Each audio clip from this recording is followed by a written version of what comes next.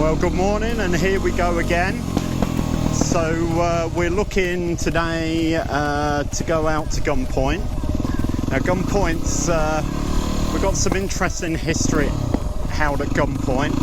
So first time I went there was on my Honda 500X, which was in the middle of the dry season, and got out, did the whole track. I was on my own. It was a really nice ride, no dramas or anything.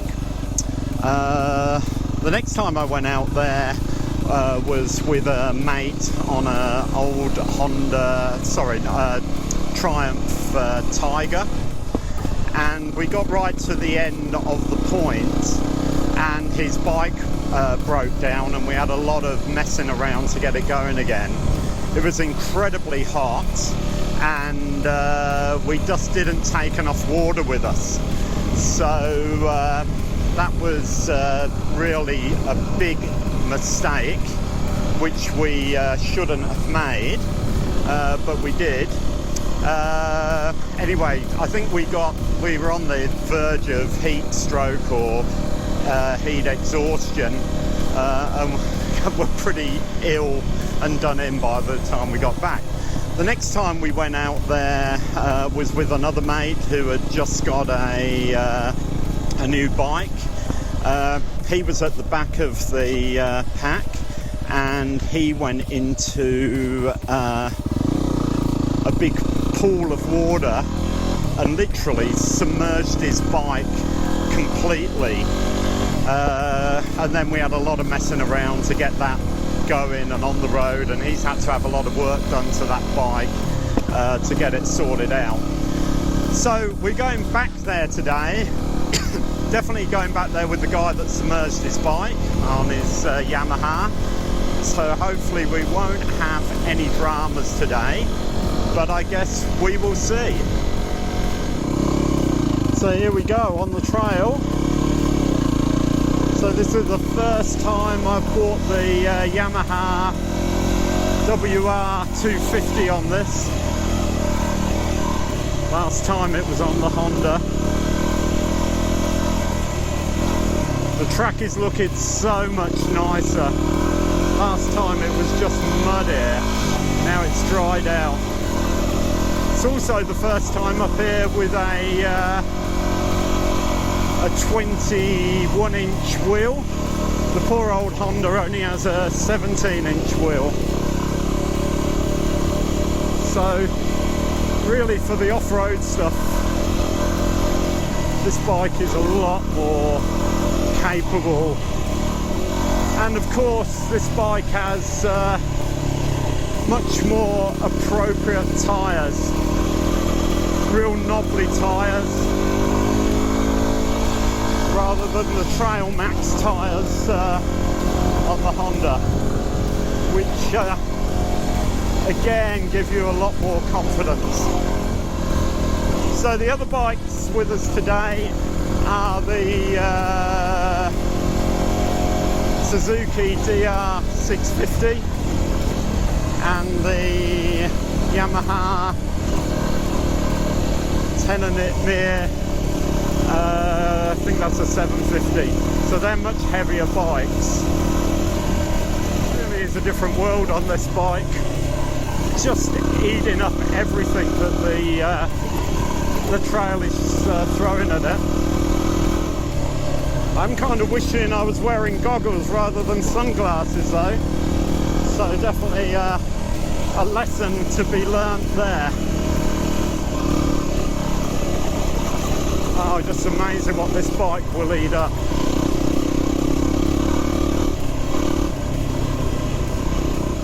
So she feels a bit sketchy on the road on these tyres, but once off-road, the bike is in its element.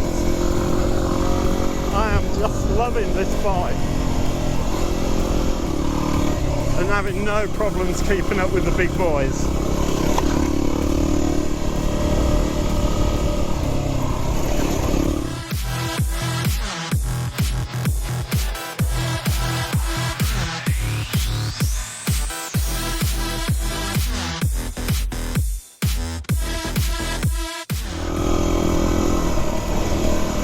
engines eat your heart out.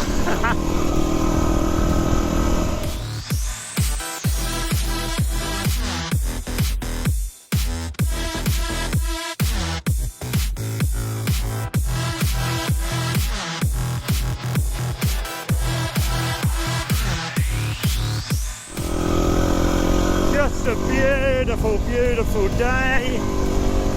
Beautiful, beautiful bike. Oh, what could be better? And I really am in a different world on this bike. I love the Honda 500X, but this is just awesome.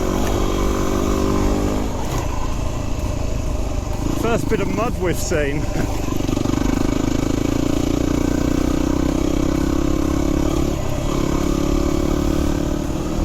Awesome, awesome bike. Well, I've left my mates behind. Who needs a 650 or a 750 engine out here? The little 250. Handling this with gusto. Almost doesn't matter which path you take, this bike will handle it. Whereas before I was really avoiding the rough stuff. You're almost tempted to go through the roughest path on this machine.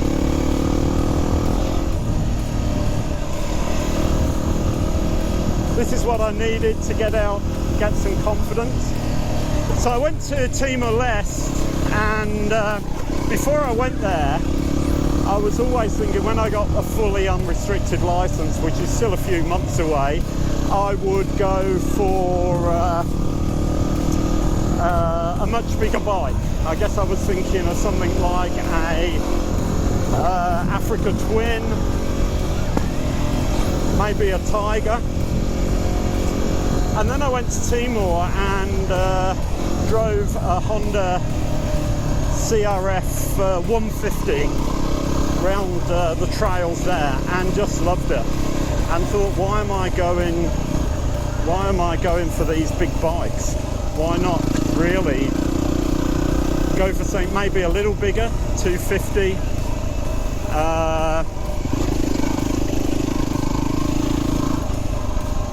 but something light. I came back and did some research. I like the CRF.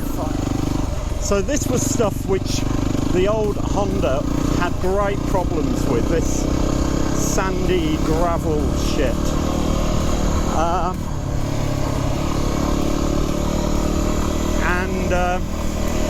I had real problems on this stuff. Now I've got to say that this is eating it up. Hopefully I won't now fall off.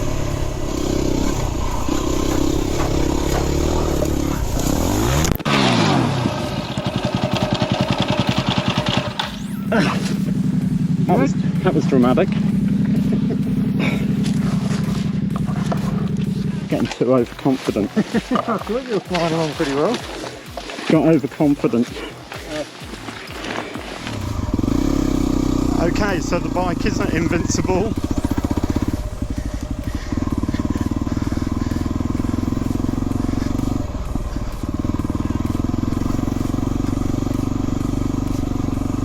And this sand is still a killer. Anyway, so came off, no real damage. So let's get going again.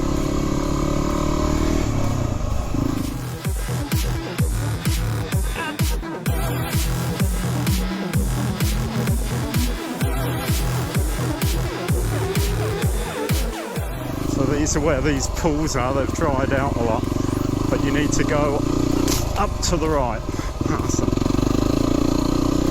And the problem with that water is these sand pans here. So the water in them is salty, and if you submerge your bike in them, you're actually submerge them in salt water. So you need to do something about it pretty quick.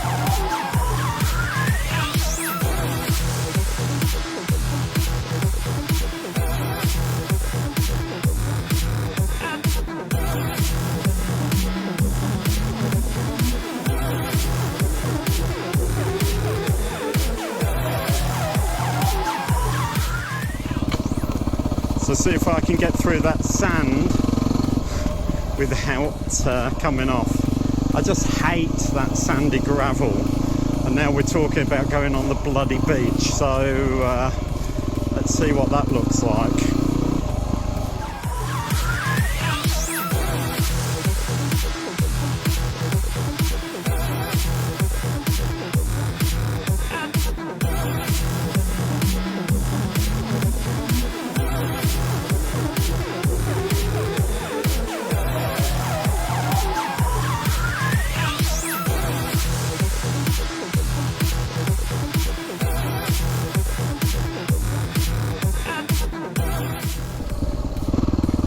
Sure, some people watching this video will be seeing all the kind of mistakes that I'm making. Probably sitting down too much as anything. But I guess I am where I am with my riding. And only really been riding less than a year.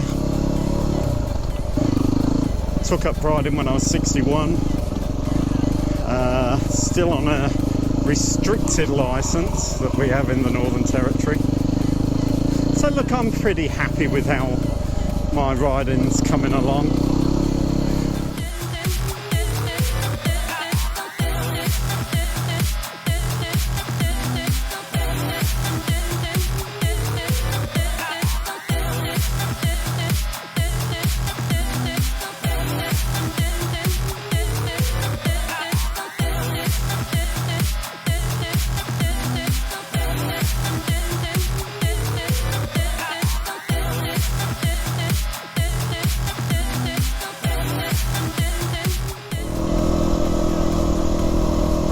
Just beautiful.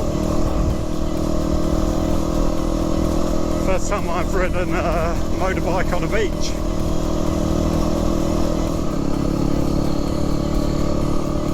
And have to say I'm really enjoying it.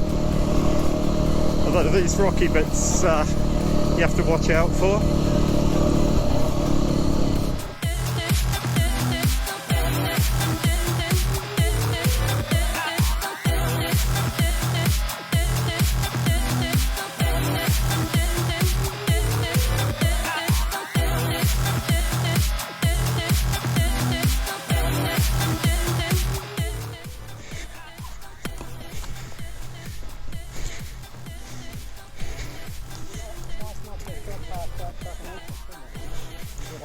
Yeah, because I know I couldn't have come in here and then turned up it.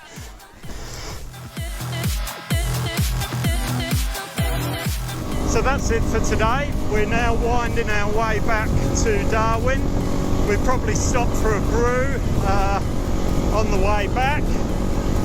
Really great day. That Gunn Point road is really fantastic. Much better now it's dry. The sand did for me again. I've got to learn to ride in that. But a really good day. And also great to get out on the beach. So another first for the WR250, first time to Gunn Point, first time on the trail. Anyway, I hope you enjoyed the video. Do like it, and hopefully you'll subscribe. I will try and put some more videos up of more things I'm getting up to on motorbikes and other things. So the next big trip for me is off to Alaska. I'm not sure I'm going to get on the motorbike in Alaska, but who knows. Anyway, bye.